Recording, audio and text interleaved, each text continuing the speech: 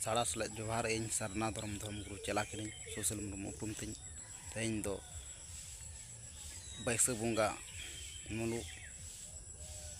कते मिदगेल पुन होना तेज दो सिंगे माहा कान माहित दो बैसाख बंगा मुलुग मिदगेल पुन माहा दो सिंगे माहा कान मा आगान को सारना धर्म सार कापी यूट्यूब चैनल ᱧᱮᱞ तबन पिन ले तबना हितल नोय सारना रे हित रे लय गे हितल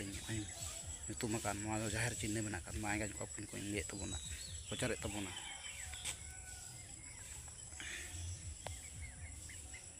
ᱩᱱᱠᱤᱱ ᱮᱥᱮᱨ ᱟᱛᱮ ᱟᱢ ᱫᱚ ᱟᱢᱟᱢ ᱥᱩᱢᱩᱝ ᱜᱮ ᱛᱚᱢ ᱠᱟᱛᱮ ᱛᱟᱦᱮᱸ ᱠᱟᱱᱟᱢ उनकिन चितान रे ओंडे ᱴᱷᱟᱹᱣᱠᱟᱹᱜ ᱠᱟᱱ ᱡᱟᱦᱟᱸ ᱞᱮᱠᱟ उनकिन एसर आते आम दो आमांग सुमुंग गे ओंडे धर्म नोडे बुझाᱹᱜ कना और उनकिन एसर आते दो पिलचू ताकिन किन बुझाᱹᱜ कान एसर आते माने पिलचू ताकिन चापाड़ाते एसर आते माने चापाड़ाते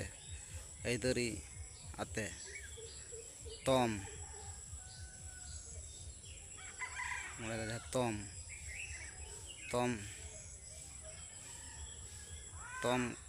तोम खानम तोम कातेम ताहें काना उनकिन चितान रे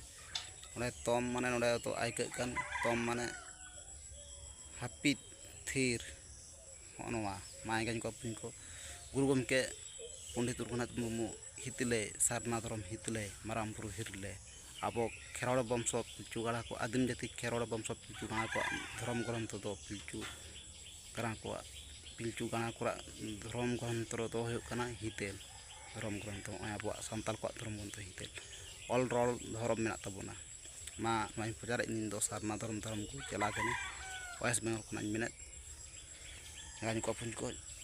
हित रिया ले हितल दो सारना रिया हित रिया ले गे हितल हित हर बार को मेनेत